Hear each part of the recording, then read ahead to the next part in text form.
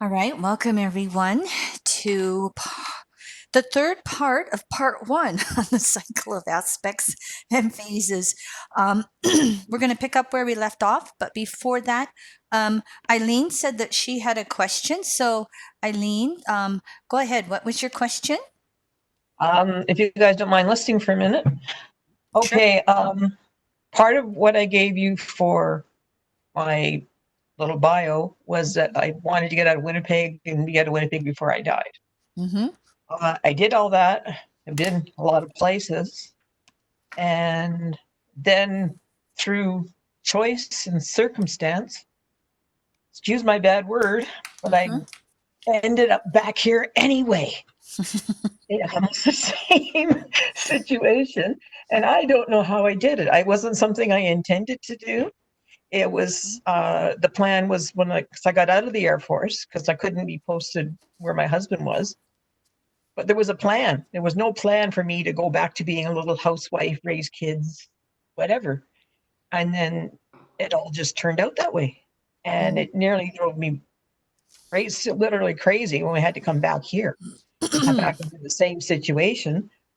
And I finally dragged myself up out of it. But it was just like, how the heck did I do that to myself? Mm. Well, Eileen, would you be patient and let me have some suspense in answering that question?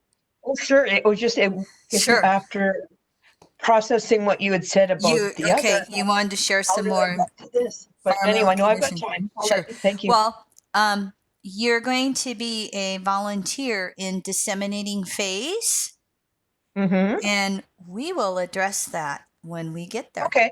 All right. Good. Thank you. Sure. I've No wanted to know problem. for so long. No, no problem. No problem. Okay. Thank you. Happy to do that, and thank you for sharing.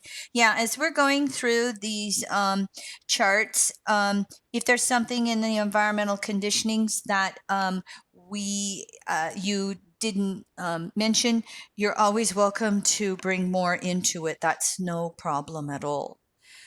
Didn't want to go that far.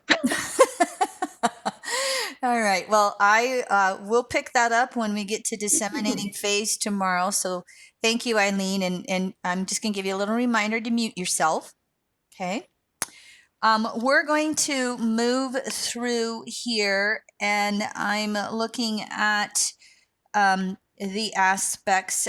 Typically, I'm 2 or 3 aspects per phase, and first quarter we have 4 aspects, a little more than usual. So I'm going to see how fast I can go in an hour, and if we can get through the gibbous phase. If not, it's okay. I know we'll probably have enough time tomorrow to get through that and the examples that I told you with planets to the nodal axis aspects and forecasting. So the last aspect in first quarter phase is back to that harmonics of 8. This is the 135-degree sesquisquadrate. One of the little jokes I always laugh about is that I think I told you I have 7 of my 10 main planets in either the ninth house or Sag, which is very right brain. And for whatever reasons, they stopped teaching phonics the year before it was my grade to take it. And so I get words conceptually, but I'm not good at pronunciating them. And so I've made it a joke. I figured out, I said sesquisquadrate a gazillion times until I could get it. I also married a third house Pluto, so I can go, honey, how do you pronounce this? So I tend to bring that up through any of my teachings because sooner or later that word comes through, and you're going to know that. I'll tell you this also with our next chart example. You'll get it when I show you this chart. Um, so the sesquisquadrate is exactly that. It's a square and a half. And what we're doing is we're leading up to that yang energy, getting ready to go yin again with gibbous phase. And so on the first quarter side, all right, um, this is the that apex of expressing the individual purpose of two planets. That apex was at 120 degrees. We continue to move through it. We continue to move through it, but as can be typical, we're so full of it. This is me. This is how I am expressing myself through these two planets, and I just want to keep doing that. Well, sooner or later, the universe goes, but you have to learn how to get along with others and play in the same sandbox. And so that's what starts to come along with the Susky Squadrate. And so it's a transition from an egocentric structure of our personality to then society and what is needed by the collective. And sometimes this is experienced through the process of humiliation. Sometimes it's just experienced through others coming at us and say, listen here, I think something needs to be adjusted or changed. And so we look at the first quarter side of the Susky Squadrate as that ego still wanting to be asserted, but starting to get the feedback from others that are saying you don't operate in a vacuum. Somebody needs to mute. I'm hearing noise. Um, and thank you very much. And so again, the ego is approaching the limits of that yang energy moving out there in the fullness of self. And the closer it gets to 133, 134, 135, we're finding that another person or group or society coming at us and blocking, and we're getting resistance because everybody's not falling all over us. And it starts to lead us inward back to that yin gibbous phase. But on this side, we still want to push through.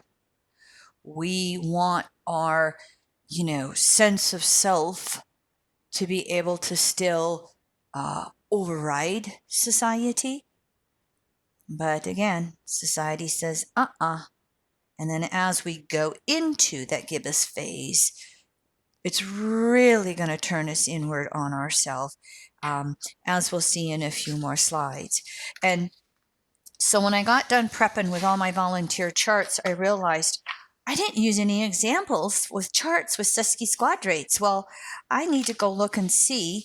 And I went back to the 3 public charts we're using, and they all had Susky Squadrates in their charts. So I had to put a couple of them in here. So here is your prime minister. And he has a specific time. If I have the chart wrong, let me know. I went to Astro.com with Lois Rodden, and they said this is a good time, strong time. And of course, you guys are going to know this better. I've had to do a little bit of research. All I know is the consensus fluff about him. And so I am very happy for anybody to give me input on this person's chart because you're going to know more than I do. I just did the basics. Dad was prime minister. Father came from Roman Catholic background, married a younger woman who divorced his dad when Justin was 3. He's the oldest of 3 boys. He had a brother killed in an avalanche. He is married with 3 children. He became prime minister in 2015. He is of liberal leanings. And he had a recent scandal saying that he was trying to influence your attorney general with the minister of justice, I think it was, over some private company. There's probably been other scandals as well. I did watch the 20-second silent video this week. It actually came out right when I was prepping his chart. We're going to have Donald Trump's chart in here as well, everybody. So we'll go back and forth. I, but the aspect that I wanted to show you, because I mean, when I drew up this chart, I went, oh geez, he's got a star of David in his chart. Here's the blessed, soul living in all this, harmonious energy as you start looking at everything. Another second house Pluto, just like Bill Gates. I don't think wealth was much of or poverty was much of an issue for him. Probably still isn't. For the most part, people in my circles very much admire him, especially when you compare him to who we have at the moment. But when I started again looking for Susky squadrates, what I saw in regards to him was Moon Neptune. And because we had just used Neptune as a previous example, I figured I don't have to reiterate. Okay, consensus Neptune must have value, meaning in life, must have some spiritual yearnings. The tidbits I've read, Trudeau says that he is kind of into the opening up a little bit religiously, if I'm going to read that right. You may all know more than me. If we look at the Neptune here at about 4 degrees Sag in the fourth house, Moon is 133 and a half degrees past Neptune.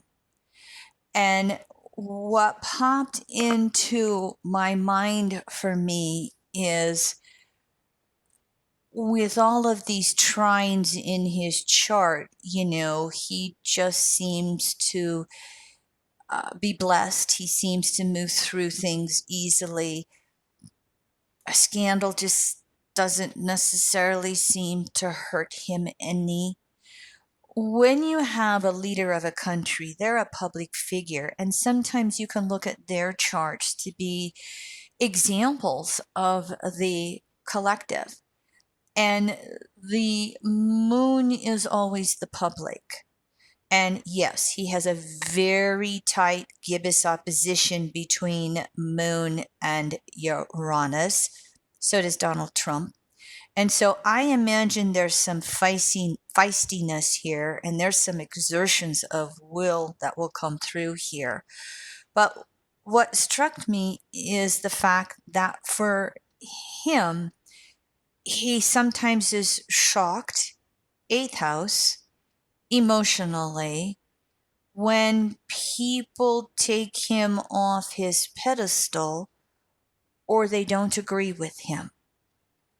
We could also look at this Sesky squadrate from Moon to Neptune as the situation and issues that went on with his parents when he was young. I did read up just a little bit, and by the way, it's Pierre. I double checked this with my third house Pluto husband. In our states here, we have our capitals of the state. Our capital is Pierre, South Dakota. And everybody comes through and says Pierre, and we go, no, it's Pierre, South Dakota, named after some Frenchman. Don't ask me who. So, so I did get my Pierre right. But I read up a little bit on mom and dad, and her being so much younger, and the socializations and who knows, affairs or whatever. This could have had some type of emotional effect upon him, having parents divorce right as he was going into puberty, having confusion around that over, what was truth, who was telling the truth between the parents. And if I remember correctly, I think the three sons stayed with their dad. And Trudeau's mom has expressed, Moon can be mother here, expressed all her health issues, mental issues with bipolar. and just having things out there publicly. Scorpios have fear of exposure. They really that fixed water. They want that emotional control, and all this harmony in his chart, but emotionally these two planets are not quite in a harmonious aspect. And it can be some of that, why doesn't everybody love me? Why doesn't everybody, see how handsome I am, see how popular I am, see, whatever, and all that stuff that's been projected onto him with the grand trines. He may have ate it up and work with some of that. So there is this emotional maturing that is having to take place for this soul. He is having to sometimes be emotionally honest with himself and with others and with his family. I think this describes his natural inclinations towards being pro environment, but he also has deviated from some of that from my readings, and that has caused a little bit of that public frustration and feedback, resistance. Where I live, the Keystone XL pipeline coming out of Alberta is going right through Western South Dakota. We have 9 Indian reservations. We just elected our first female government. Governor, Kristi Noem. She's extremely alt-right. She is, we call her Trump's wannabe girlfriend. She's very pretty, but a rancher, but very, very conservative, and twice now in her 2 years in office has tried to pass bills that are imposing upon the sovereignty of our reservations. And they've got Keystone XL going just between 2 reservations, real close to them. But they made the pipeline go so that they skirted a reservation border and wouldn't have to deal with any of them. But they're still crossing all the waters, etc. And so in my neck of the woods, we're very well of this pipeline, and they are expecting where I live in Western South Dakota to be a place of the protests like they did at Standing Rock in North Dakota several years ago. And so for me, it was interesting reading that. I don't know if Trudeau is, really going to be the stand up to Alberta. And I'm aware of, was it Alberta or your national country that just put, I don't know, $1 billion or something towards the pipeline? Anyway, my point is the awkwardness of that moon Neptune. Um, you all are going to know more about this guy than me. Is there anything you can add to the picture of the first quarter sesquisquadrate? That ego starting to come up against resistance from society. So Kim, Yes, go. this is Christina. So right now he's very unfavored. The most recent polls have him trailing a party that doesn't even have a national leader. Oh. But I think that like to take it out of the political arena, that's necessary for him in the way that you described it, right? Like he needs to come face to face with integrating his sense of self in a way that then will get the response that he is seeking. Yes. Right. So this is part of his learning process. Right. Yes. Yep. A little emotional humility that's starting to come That's along. right. And he just barely won the last election, but interestingly, he did win. So and I mean the news travels so quickly these days that could change rapidly. Like his public image could morph yet again over the next few months, or whenever he's dealing with a minority government right now, so they could call an election anytime if he tries to pass a bill and it's defeated. then that would mean that they would have to have an election and stuff. But Mm-hmm. it's just really interesting to see how he was so adored, Mm-hmm. and now he's so out of favor, and so probably it's going to swing back again. I don't know, but that's what's happening right now. Yeah. Well, Anyway, I'll mute myself. thank you. I appreciate that. I really appreciate that. Anybody else, you're welcome to speak up. He's going to have the Mars retrograde 3 times over his moon and 3 times opposing his Uranus. And I had read that he barely won last time, and I wondered if it wasn't part of the whole Pluto and Capricorn for 15 years that have let so many conservatives and so many countries across the world come through. And when I read that, I was hopeful that maybe with Jupiter and Saturn going into Aquarius next year, that Canada won't go that conservative route as much as we've had to see in our country and other various places. Anybody else, or I'll move on?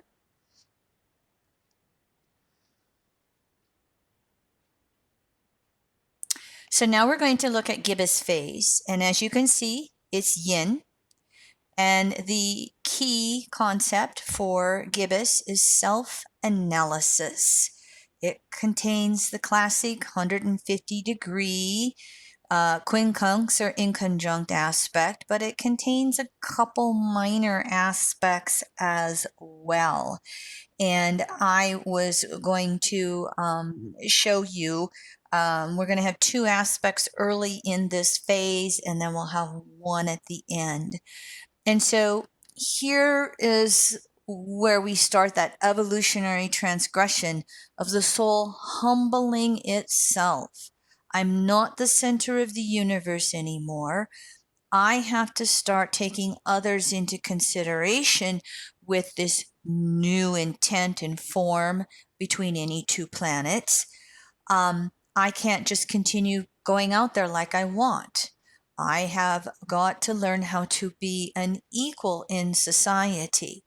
And so, anywhere there's an inflated sense of egocentric self development, it's going to meet that feedback and resistance, and if necessary, humiliation from others in order to start making that realignment towards equality.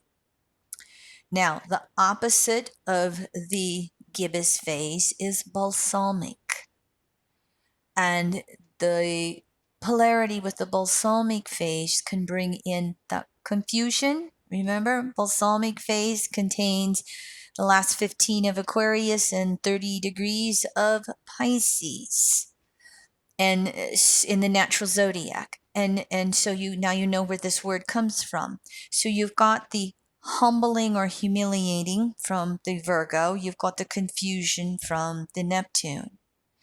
And both are necessary, both are natural, so that the soul will realign the manifestation, the evolutionary purpose of any 2 planets into something that is more acceptable with society. It also, when we internalize with another yin cycle, means that we are going inward, energy moving back to the center, yin. And that brings on a deeper meaning to what the 2 planets have created up to this point. And that deeper meaning allows them to almost rebirth themselves to the 180 and the full phase and how to be equal. And so the first aspect is the sesquisquadrate again, but now we're on the gibbous side of it. And the energy has turned to yin.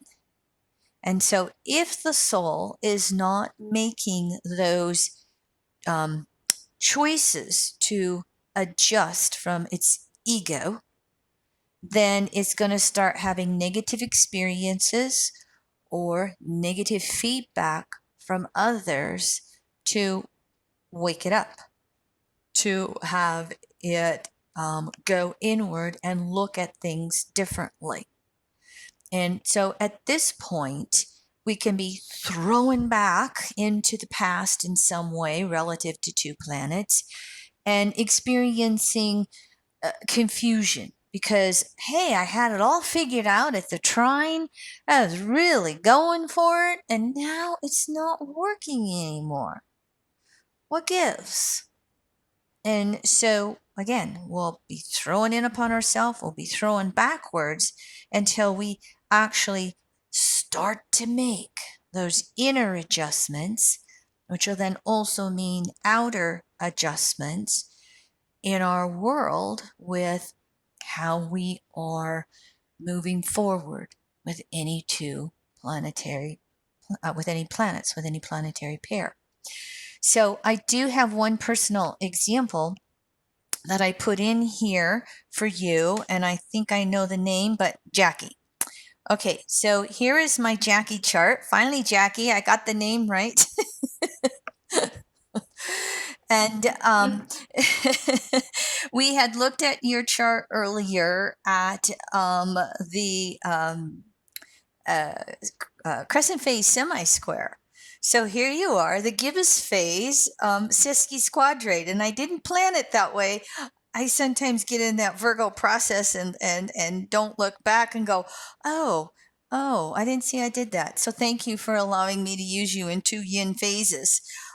What we are going to look at this time with your chart is Pluto and the moon. And let me get my little annotations here.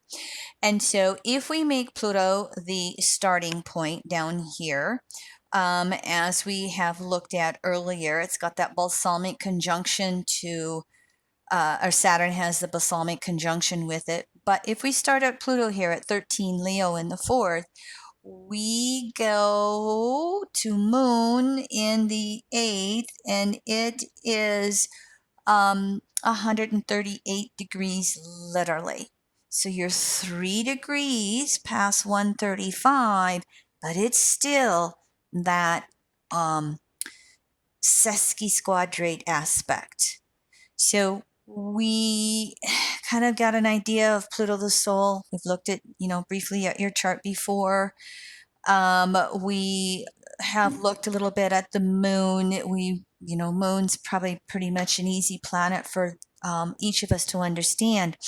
As a planetary pair with Moon and Pluto, this is where the soul is working to create emotional self reliance. Again, as I said before, I rely on myself to meet all my emotional needs. And so, one more time, my condolences to you for the losses that you've had in the last few years. That moon in Capricorn, eighth house, may be surprising you with some of the emotional grief that has come up. I don't think there's I'm going to get emotional. I don't think there's anything harder than a parent losing a child. My husband's sister, whom I'm close to, had her 41-year-old son just drop over of a heart attack a few years ago. So it wasn't my child, but she's like my sister, and so it was.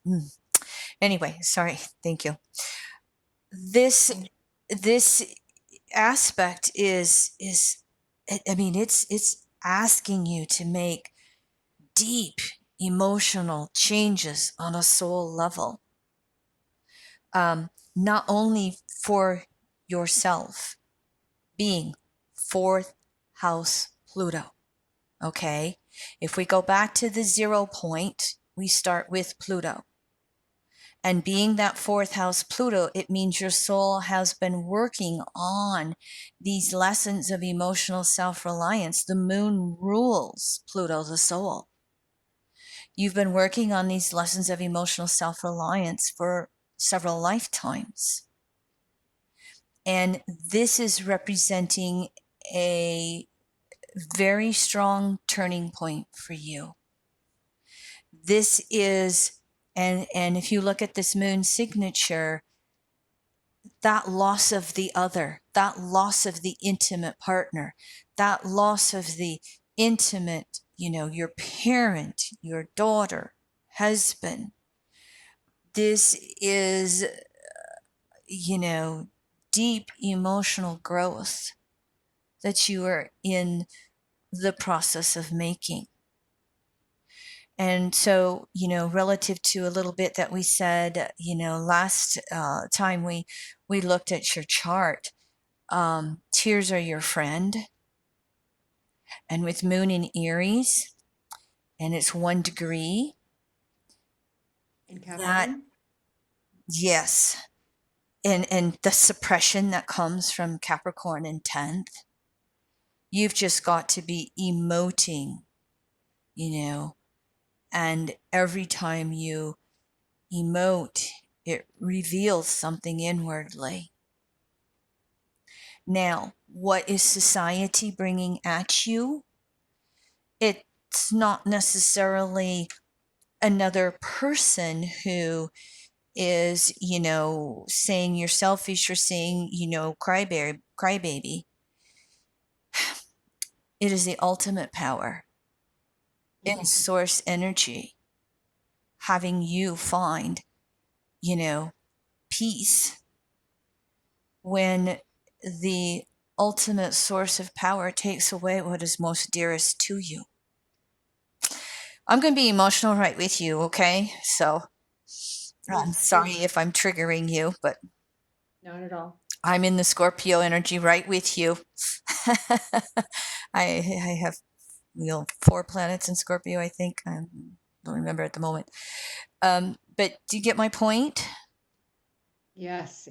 And so that outside world starting to come at you and say, here's your next step in emotional growth to the depth of your soul. And it was literal in those you were close to being removed.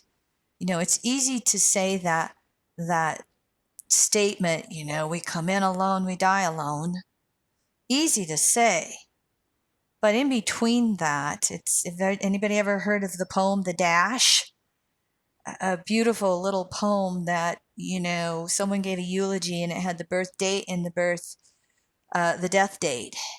And the person said, and in between those dates was a dash. And that dash was the entire life of that person. And it comes nowhere near explaining what they meant to you or how you, lived your life with them.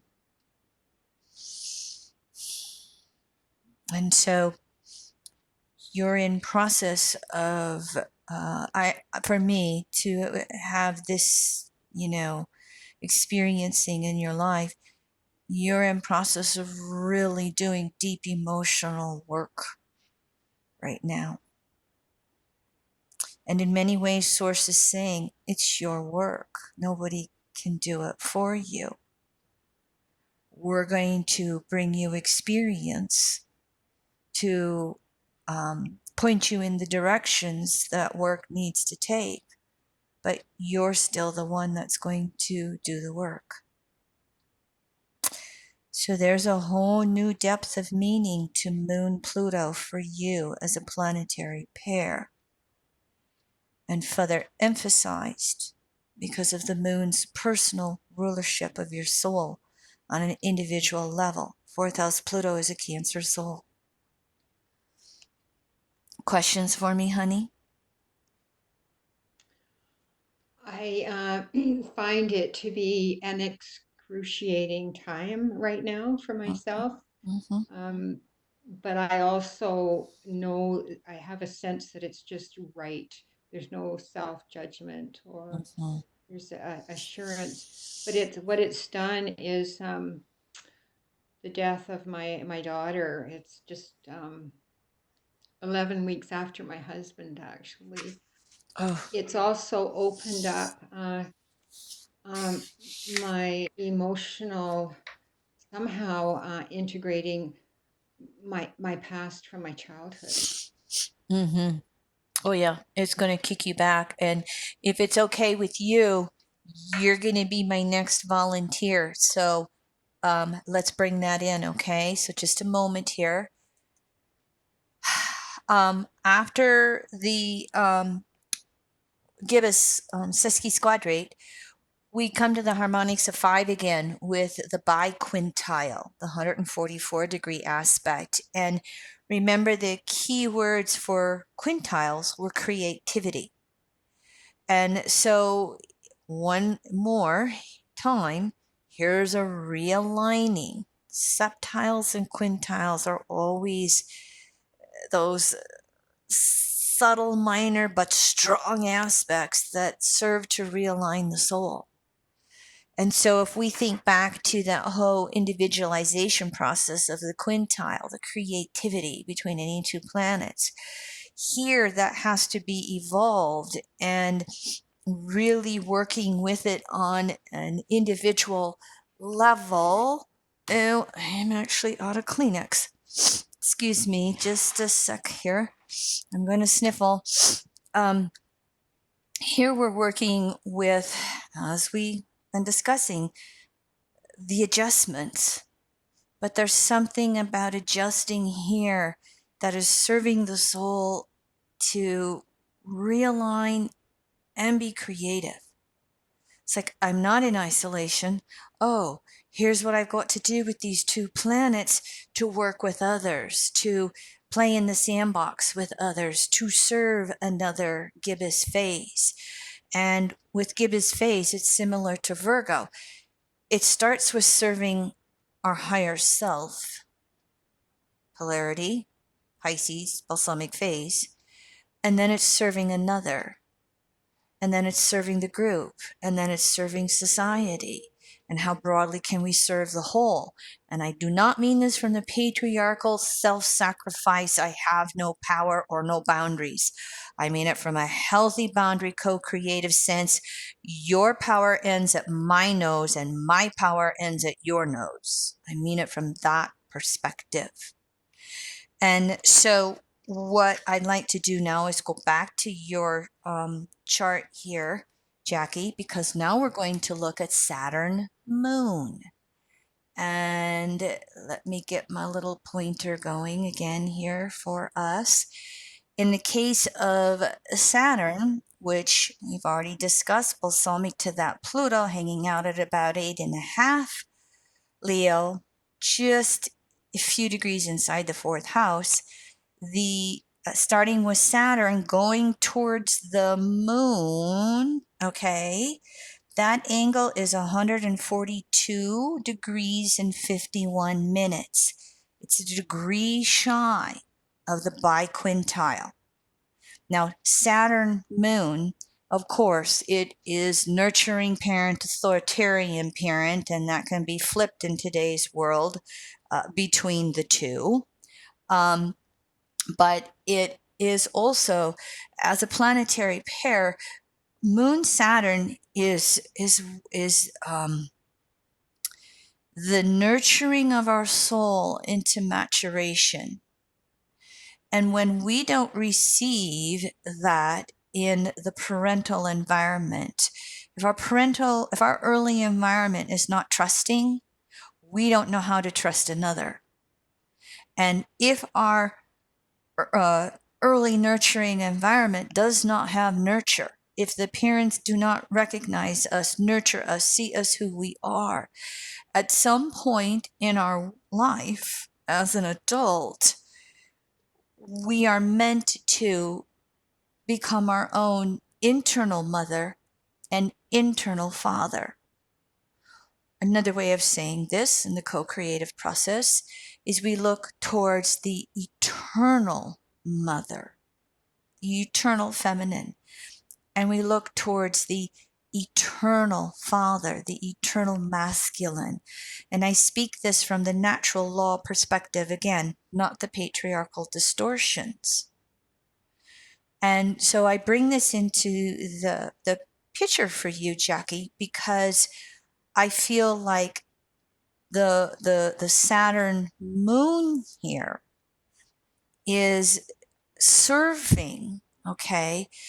It's serving to be helpful by quintile in you recognizing how much it is your responsibility to love yourself as deeply as possible.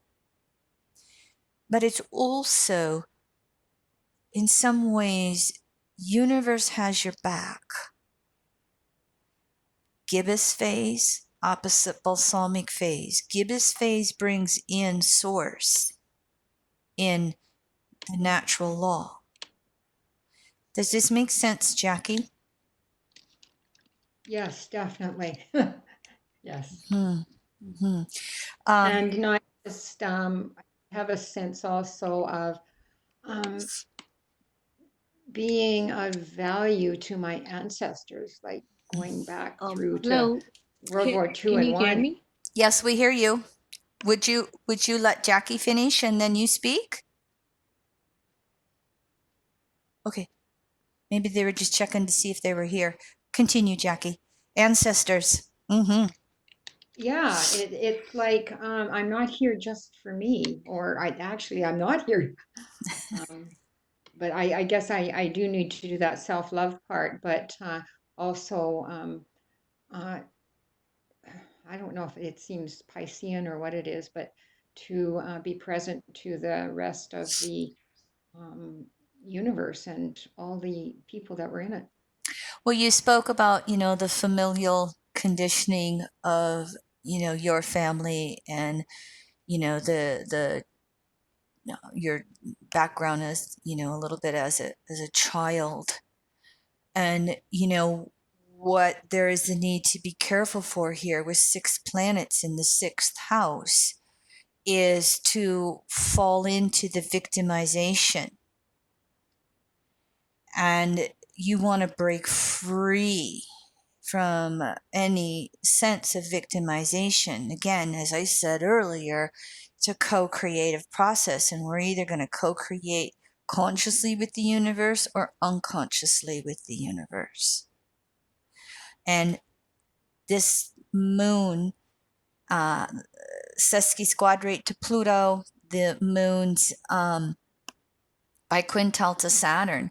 These are giving you some opportunities to really dig deep and become so conscious emotionally and really getting to your own emotional, unconditional love. And when you do that for yourself, you do heal the familial lineage as well. We know that from our, metaphysical or soul retrieval work. So I share these aspects with you for hope. So the adjustment of the gibbous phase and that high internalization, which you're so attuned to with those 6th house planets, is your cup's half full, not half empty. Thank you for the affirmation. And I am doing a lot of that work of um, the victimization part, Mm, which is expanding my consciousness. But I mhm. guess that's the excruciating part of the work. Yeah. I'm Pluto. I have Pluto at 2 degrees Virgo. I got the Virgo archetype.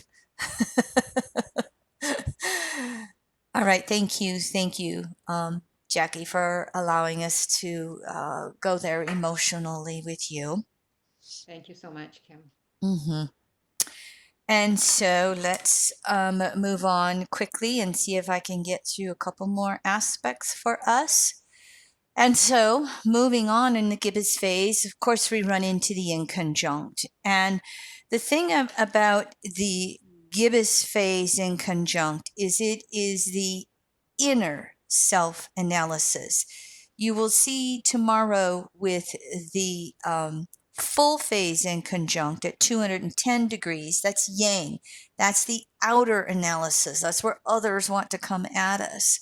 And so, while we can draw others to us to give us feedback in that gibbous phase. Because it's yin, we're so inclined to go inwards anyway. And so when we get to this aspect, we're either going to have clarification if we've been making that effort to, integrate ourself and the two planets into society, or we can have confusion, that balsamic phase, okay, the balsamic semi-sextile. We can have confusion if we've not been willing to do that inner work, if we've not been willing to go inward. And there again, we can have society or others come at it and force the humility to deflate ego and show will that it's not all powerful. Learn I will, my will, divine will.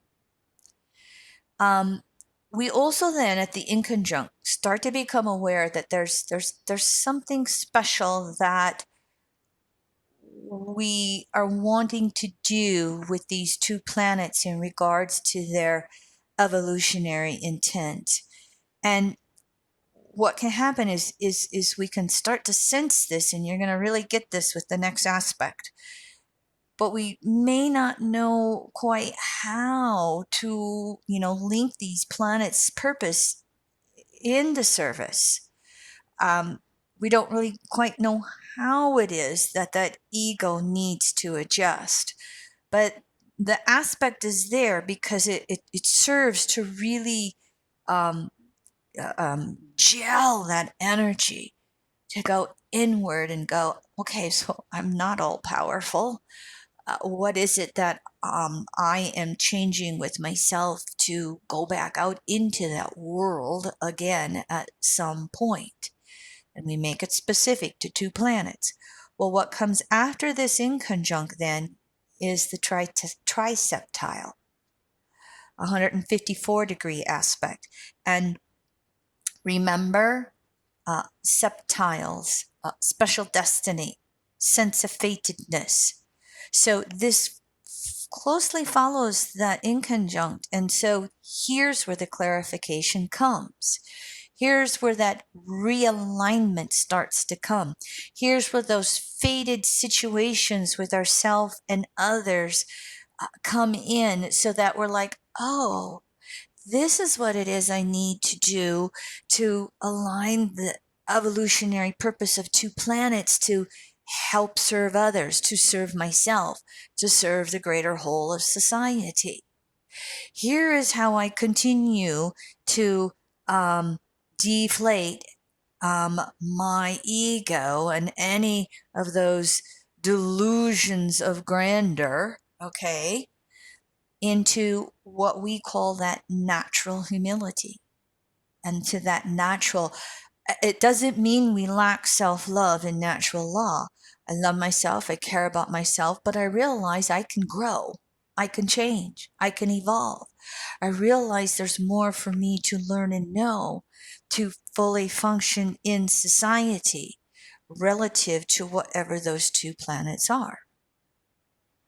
So this is, again, interesting aspect that you can start to see. And if you have Solar Fire software, you can do that difference listing.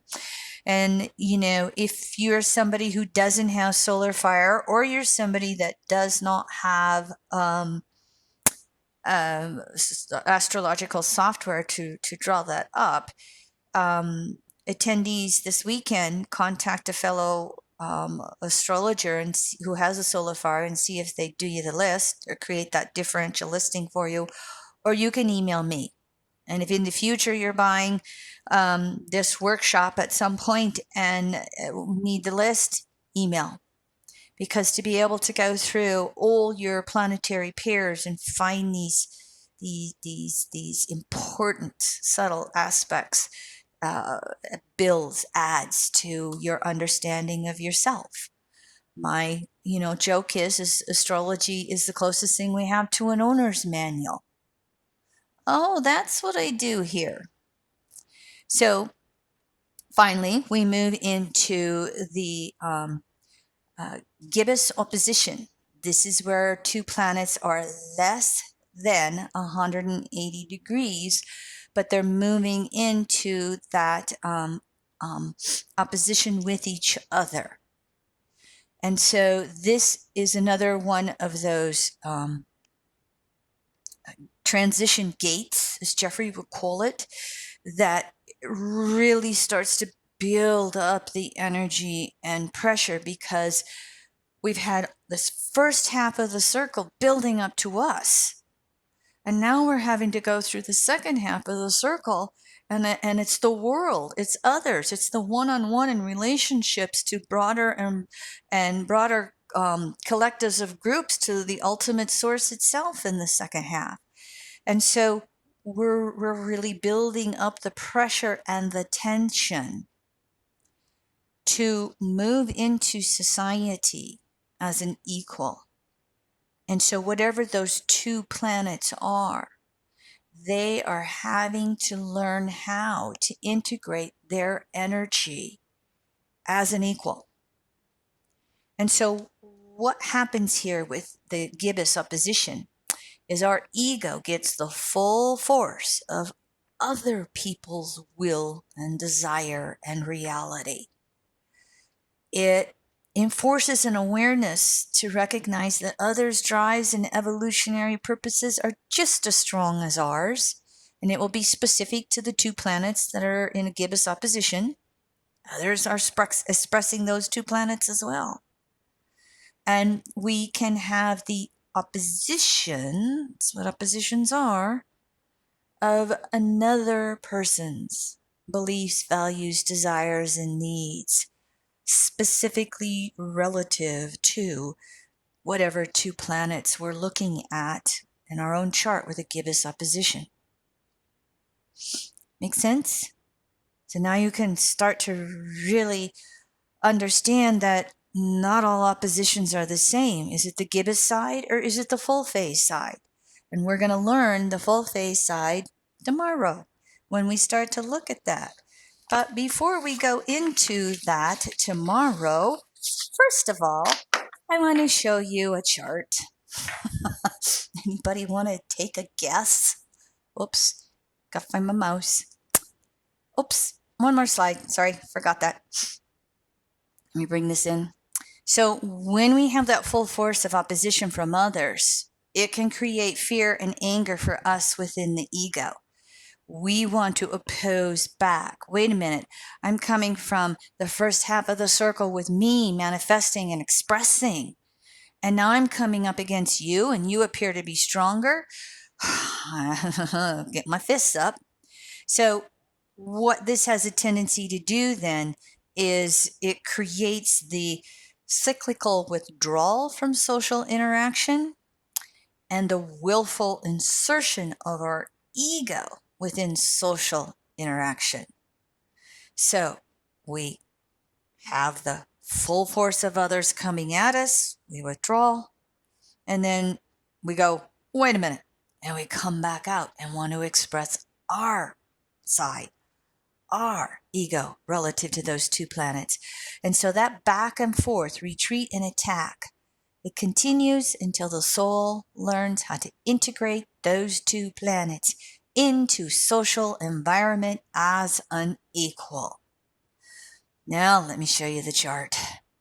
Anybody look at this chart before? Wild ride going on here right now. So let me get to my annotations for you. This is the last chart we're going to look at. And so in case you're not aware of this in regards to Donald Trump, his mother was an immigrant, Scotland. She married Don's dad because she saw a way out of poverty and moving up and upward. And his dad started in the real estate business, and he had rental property. And yes, Donald took it from there and built it, but he was a millionaire by 8 years old. He was getting $200,000 a year in today's dollars by the time he was 3 years old. And so he's not a self-made millionaire. That's been proven so wrong. But his dad had a lot of lawsuits as well because of racially profiling. A lot of lawsuits for profiling against Black people renting his apartment units. You know, that mantra that racism isn't, you aren't born a racist, it is learned behavior. It started with Donnie's daddy. And so there is an article in the New York Times, and if you have not read this article, it is a very interesting one to read. It'll give you a lot of environmental conditioning background. The New York Times in October of 2018 did an expose on how Fred and Elizabeth Trump really participated in a lot of tax evasion schemes to turn their wealth over to their children. And Don got caught trying to change the will, which didn't happen. It got Dad involved enough to not let that happen. But the 3 journalists who wrote this article for the New York Times won the Pulitzer Prize, which is our highest journalism prize in the United States. I don't remember the name of the article, but if you just Google New York Times, October 2018, you can't miss it. And so Donald Trump has been involved in 4,000 lawsuits to date. He has had no personal bankruptcies, but he's had 6 business bankruptcies. He uses bankruptcy to manipulate not having to pay. Probably are aware of the 3 marriages, and first 2 marriages ended with him having affairs. You probably remember 16 and all the women coming out with the harassment. You probably know he was a reality star with The Apprentice. At the same time he was becoming a reality star, he also was instigating the birther movement against Barack Obama, which he started back in 2009 after Obama was elected. And it is so interesting that if Obama says yes, Trump says no. If Obama says no, Trump says yes. It's almost his sole purpose in his 3.5 years in Washington, D.C., has been to destroy anything and everything Obama has done. And so the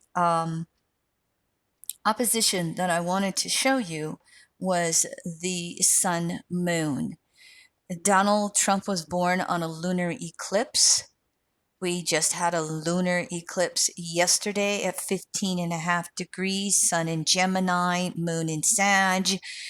Guy's a little triggered right now. What we would do here is we would start with the sun at about 23 Gemini, 10th house, and we would move through the signs and the zodiac until we got to the moon at 21 Sag. And so his sun moon angle is 178 degrees, 16 minutes. 2 degrees from an exact opposition. So really into that gibbous opposition energy that we just talked about. You know, that pushback, that push, pull. And with sun moon, again, it is the emotional integration of actualizing ourselves. Solar, lunar, creativity, emotional. Some of this comes off of the fact that he is a 12th house Pluto. And I told you earlier, 12th house Plutos, they're the actors of the zodiac. And any of the archetypes, any of the 12 archetypes can distort, which includes lying. And any of the 12 archetypes can naturally express. Gemini can lie or tell the truth. Sag can lie or tell the truth. A 12th house Pluto can lie or tell the truth. What gets interesting about Pisces souls, Pluto in the 12th house, is they can get so caught up with their imaginations and their fantasies and ideals that if they say it, they believe it. It's gospel. You can be looking there and you see the physical evidence right in front of you and like, nope, didn't happen. This is what happened. Probably the latest example here with Trump was the protest of racism that are taking place, and those that were marching in Washington D.C. and going to Lafayette Square, which is the public park across the street from the White House, which, by the way, is an old slave. That park was where they sold the black slaves, and so very strong history in that park, and especially if you know that from your black history. And so when they had that breach of a fence of the fence, and they put Trump in the bunker. I mean, the memes going around are interesting. I'm not a friend of Donald Trump, and I make no apologies for it. You need a different astrologer, is what I say. This gentleman is no degree of empathy. I'll speak to that moon in just a moment. And so then he comes out on Fox News a day or two later and say, "Oh, I didn't go to the bunker. I wasn't scared. I was just inspecting it. I was only down there for 2 minutes." You probably have heard example after example after example of just saying something that is 180 from what is physically provable. That's oppositions. That's a 12th house Pluto as well. Now, I have in the EA course, one of the chart assignments is a choice to do Donald Trump's chart. You don't have to, you can choose someone else. And I had someone come back and say, but he doesn't act like a fourth house moon. He's so, bravado and out there all the way. And I said, okay, here's what you're missing: consensus consciousness, okay, consensus society.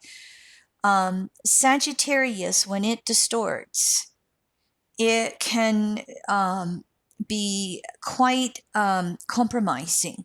If it's not standing in its truth, it's standing in a compromise or an outright lie. And so, Sag can get into Pollyanna. Sagittarius can get into the bravado. And so what that Sag blending does with this moon of his is, I'm going to spin an emotional tale, and then I'm just going to believe it. When my final comments, I always do a forecast at the beginning of every year, and I did my forecast the first week of January, and I looked up Trump's chart, and he has a nodal axis return October 29th, 2020, and our U.S. election is November 3rd. At that point in time, I saw that and I went, oh, I can't say this in polite company. I went, oh, blah, blah, blah, blah, blah, blah. And I went, it's going to take a miracle to defeat him. And I went through January, and I went through February and March, and I was going, is there something that's going to come along that will be something outside of his control that he can't manipulate? Will sooner or later, natural law has to expose the epitome of patriarchal distortions he expresses. A greater force of power is going to have to come along sooner or later. Well, it was invisible. If you're not aware of this, the United States has 4% of the world's population, And we are running right at 28% of the COVID-19 deaths in the world. 4% of the world's population, 28% of the world's deaths from the virus. Now, you tell me there's something wrong. There's not something wrong with our healthcare system, let alone, our political system. I will show you the United States chart tomorrow when we use a forecasting to natal charts example. The aspects in the US chart for July 4th are amazing, and you will see how the expressions of that are going along. So this gibbous opposition of the sun and the moon, it reminds me of that saying, you can fool some of the people all the time, and you can fool all of the people some of the time, but you can't fool all the people all the time. I'll leave it at that. Comments or questions on his chart? And as we wind down this first half, I didn't know we'd end it so well timed. That was luck. Comments or questions on anything that we set up to this point? I know some of you may be saturated, and you are more than welcome in the next 12 hours or however long it is before we connect back in. If something pops up for you, by all means, write it down, or even send me an email if you want to. I'll check and see if I get anything. And so if there's not a question right now, but something comes up, by all means, we can start off tomorrow addressing any questions. Comments, questions from anybody? Oh, someone posted they have solar fire, if you saw that. So you can get your difference listing. Maybe you can play around with that so you all got your difference listings when we meet tomorrow. All right.